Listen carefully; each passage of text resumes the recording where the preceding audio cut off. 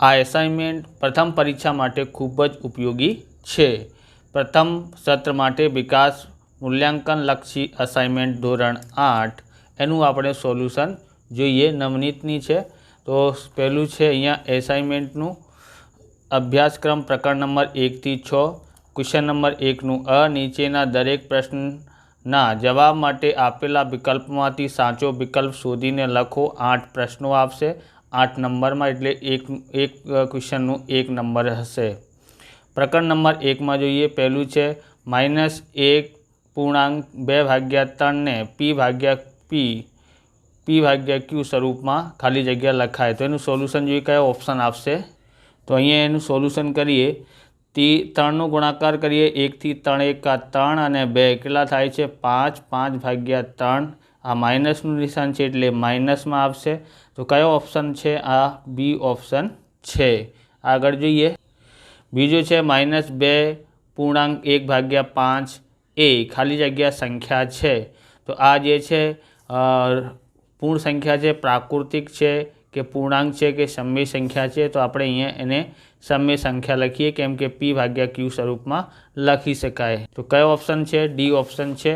તો બીજાનું આવશે ડી સમય સંખ્યા। ઓકે, ત્રીજું છે 1/2 પ્લસ 1/3 બરાબર 1/3 પ્લસ 1/2 એ સમય સંખ્યાના સરવાળા વિશે ખાલી જગ્યા ગુણધર્મ દર્શાવે છે। તો અહીંયા જો બે સંખ્યા આપેલી હોય અને આ બરાબરની આ બાજુમાં પછી આ જમણી બાજુ જશો તો આગળ પાછળ કરી નાખ્યા છે। જ્યારે બે સંખ્યા હોય અને આગળ પાછળ કર્યા હોય તો ક્રમનો ઉપયોગ થાય છે, ક્રમનો ગુણધર્મનો, એટલે બી ઓપ્શન અહીંયા આવશે। તો ત્રીજામાં આવશે બી। આવી રીતે લખવાનું, ઓપ્શન લખવાનું અને તેમાં શું આવશે એ પણ લખવાનું હોય તો તમને આખું નંબર પૂરો મળી જાય। ઓકે, પછી જોઈએ અહીંયા ચોથું છે -3/4 ગુણ્યા 2/6 બરાબર ખાલી જગ્યા થાય। તો એમાં શું આવશે? તો અહીંયા ગુણાકાર કરીએ ત્યારે ખબર પડશે। તો ચોથુંનું આપણે સોલ્યુશન કરીએ, -3/4 ગુણાકારમાં 2/6। આ 3 દૂ 6 થાય છે। ઓકે, 2 થી 2 ઉડી ગયા, 2 એકા 2 એટલે કે 1/4। આ માઇનસનું નિશાન આવી જશે। કયો ઓપ્શન સાચું છે? ઓપ્શન ડી એનું સાચું છે। પાંચમું છે -2/5 ગુણાકારમાં 1 કરીએ તો એ જ સંખ્યા આવવાની છે, 2/5 માઇનસની આવવાની છે, એટલે ઓપ્શન બી આવશે। તો પાંચમામાં ઓપ્શન બી -2/5 આવશે। ઓકે, છઠ્ઠું જોઈએ, -2/7 પ્લસ 2/7 બરાબર શું થાય છે? આ બંને જુદા જુદા નિશાન છે એટલે બાદ થશે, એટલે બાદ કરીએ તો કેટલા આવશે? 0 આવશે। તો એનું ઓપ્શન છે છઠ્ઠાનું ઓપ્શન સી 0। ઓકે, પછી છે આપણી પાસે સાતમું 15/19 ગુણાકારમાં 19/15, 15 થી 15 ઉડી જશે, 19 થી 19, 19 એકા 19 એટલે માઇનસનું 1 આવશે। ઓપ્શન ડી એનું આન્સર આવી જશે। ઓકે, સાતમું આવશે ઓપ્શન ડી -1। ઓકે, પછી આઠમું છે આપણી પાસે -6/10 ગુણાકારમાં 10/3 એનું સોલ્યુશન જોઈએ। તો આઠમું છે આપણી પાસે શું કરી શકાય, કેવી રીતે? તો જોઈએ, અહીંયા છે -6/10 ઓકે ગુણાકારમાં 10/3, 10 થી 10 ઉડી જશે અને 3 દૂ 6 થાય છે। માઇનસનું કેટલા આવે છે? માઇનસનું 2। કયો ઓપ્શન સાચું છે? સી ઓપ્શન સાચું છે। હવે જોઈએ પ્રકરણ નંબર 2માં, પહેલું છે 4x - 1 બરાબર 2x + 1 સમીકરણનો ઉકેલ ખાલી જગ્યા છે। તો એનું ઉકેલ શું આવશે એ જોઈએ। તો આનો ઉકેલ જોઈએ શું આવશે। 4x - 1 બરાબર 2x + 1 આપેલું છે। તો શું થશે? તો 4x આ બાજુ, આ 2x આ બાજુ લાવીએ તો માઇનસનું થઈ જાય, અહીંયા રહી ગયું છે 1 અને આ અહીંયા આવશે એટલે પ્લસનું 1 થઈ જાય। માઇનસનું છે એટલે આ બાજુ જમણી બાજુ જશે તો પ્લસનું થઈ જાય। 4xમાંથી 2x બાદ કરશો એટલે 2x આવે છે, 1 અને 1 2 થાય છે એટલે x બરાબર 2। આ ગુણાકારમાં છે એટલે અહીંયા ભાગાકારમાં આવી જશે। x બરાબર 2 એકા 2 થાય છે। xની કિંમત આપણે શોધી લીધી છે, કયો છે? x બરાબર 1 આપ્યું છે, ઓપ્શન બી એનું સાચું છે। ઓકે, પછી છે બીજો 2x - 18 = 3 - 5x સમીકરણનો ઉકેલ ખાલી જગ્યા છે। કયો ઓપ્શન આપશે જોઈએ? તો અહીંયા આપેલું છે 2x - 18 = 3 - 5x આપેલું છે, તો શું આપશે? તો એ જે છે 2x બરાબર, આ x વાળું પદ અહીં આ બાજુ આવશે એટલે પ્લસનું થઈ જાય બરાબર, અહીંયા 3 આ બાજુ આવશે એટલે પ્લસનું થઈ જાય બરાબર। 2x અને 5x એટલે કેટલા થાય છે? 7x થાય છે। 18 અને 3 કેટલા થાય છે? 21 થાય છે। x બરાબર 21 આ એના ભાગાકારમાં આવી જશે એટલે x બરાબર 7×21 આવે છે। ઓકે, આગળ જોઈએ કયો ઓપ્શન સાચું છે? ઓપ્શન બી એનું સાચું છે। ઓકે, હવે આગળ જોઈએ। અહીંયા છે ત્રીજો 7x + 1 = 4x + 7 સમીકરણનો ઉકેલ ખાલી જગ્યા છે। કયો ઓપ્શન આપશે એ જોઈએ। તો અહીંયા છે 7x + 1 = 4x + 7 આપેલું છે, તો કેવી રીતે સોલ્યુશન થઈ શકે છે? 7x આ બાજુ આવશે એટલે માઇનસનું થઈ જાય બરાબર, 7 આ બાજુ આવશે એટલે માઇનસનું થઈ જાય, પ્લસનું છે એટલે માઇનસનું થઈ ગયું। 7xમાંથી 4x બાદ કરીએ તો 3x આવે છે, 7માંથી 1 બાદ કરીએ તો 6 એટલે x બરાબર 6 આ એના ભાગાકારમાં આવી જશે એટલે x બરાબર 3×2 = 6 થાય છે। ઓકે, હવે આપણે ચોથું જોઈએ કયો ઓપ્શન સાચું છે એનું, તો ઓપ્શન એ એનું સાચું છે। ચોથું છે 4x - 1 અને બરાબર x + 1 તો x બરાબર ખાલી જગ્યા। અહીંયા સોલ્યુશન જોઈએ। અહીંયા શું છે? 2x છે, આ x વાળું પદ અહીંયા આવશે તો માઇનસનું થઈ જાય, અહીંયા રહી ગયું છે 1, આ માઇનસનું 1 છે એટલે આ બાજુ આવશે પ્લસનું થઈ જાય બરાબર। 2xમાંથી x બાદ કરીએ તો x આવે છે, 1 અને 1 કેટલા થાય છે? 2 થાય છે। કયો ઓપ્શન સાચું છે એનું? તો ઓપ્શન ડી એનું સાચું છે। પાંચમું છે આપણી પાસે 3x / 2 = x + 1 તો x બરાબર ખાલી જગ્યા। તો એનું સોલ્યુશન જોઈએ શું થશે? 3x છે બરાબર, આ ભાગાકારમાં છે એટલે આ બાજુ આવશે તો ગુણાકારમાં થઈ જાય એના, તો ગુણાકાર કરીએ 3x બરાબર આ 2નું ગુણાકાર xથી કરીએ તો 2x આવે છે, આનું ગુણાકાર 1થી કરીએ તો 2 થાય છે। પછી 3x આ બાજુ આવશે એટલે માઇનસનું થઈ જાય બરાબર 2, એટલે 3xમાંથી 2x બાદ કરશો તો 1x આવે છે બરાબર 2x બરાબર કેટલા આવ્યા છે? 2 આવ્યા છે, એનું પણ ઓપ્શન ડી આવશે। ઓકે, છઠ્ઠું જોઈએ। છઠ્ઠામાં આપેલું છે 5x / 2 = x + 6 તો x બરાબર ખાલી જગ્યા। એનું સોલ્યુશન જોઈએ કેવી રીતે છે? 5x બરાબર આ ભાગાકારમાં છે, આ બાજુ આવશે તો ગુણાકારમાં થઈ જાય। ઓકે, ગુણાકાર કરીએ પછી આગળ જોઈએ। અહીંયા છે 2નું ગુણાકાર xથી કરીએ તો 2x અને 6થી કરીએ તો 2 × 12 થાય છે।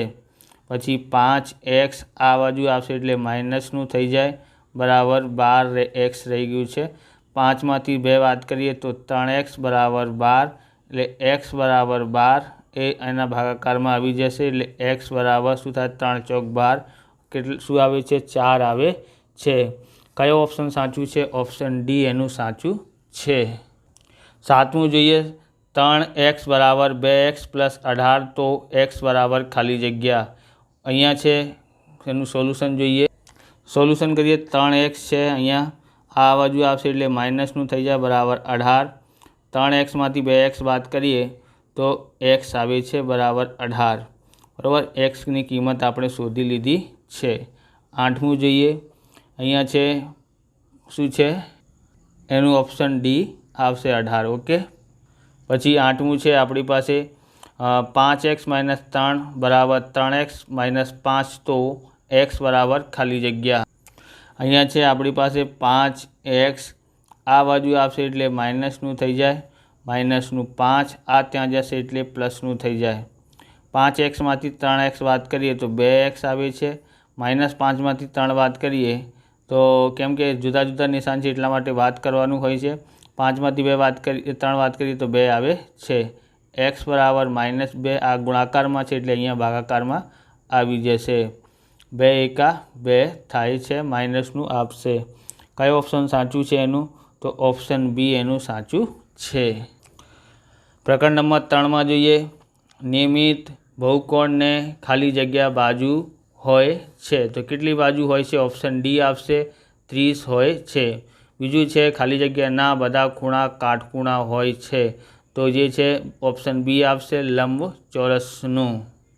પછી અહીંયા છે ત્રીજો, ખાલી જગ્યાના વિકર્ણોના માપ સરખા હોય છે તો ઓપ્શન ડી આવશે, ચોરસનું સરખા માપ હોય છે. ચોથું છે 40નો બહિષ્કોણ ધરાવતું નિયમિત બહુકોણને ખાલી જગ્યા બાજુ હોય છે તો જોઈએ કેવી રીતે. તો અહીંયા આપણે ચોથું સોલ્વ કરવાનું છે. ઓકે, શું છે? બાજુની સંખ્યા શોધવાની છે. બાજુઓની સંખ્યા બરાબર શું થાય છે? 360 અને જેટલા ખૂણાનો માપ આપ્યું છે એનાથી ભાગાકાર કરીએ. આ 0 થી 0 ઉડી ગયા, 4 × 36 એટલે 90 આવશે, 9 આવશે એટલે ઓપ્શન સી આવી જશે. પછી અહીંયા આપેલું છે પાંચમું, 15 બાજુવાળા નિયમિત બહુકોણને દરેક બહિષ્કોણનું માપ ખાલી જગ્યા છે. આના જેવું છે તો એનું સોલ્યુશન કરીએ.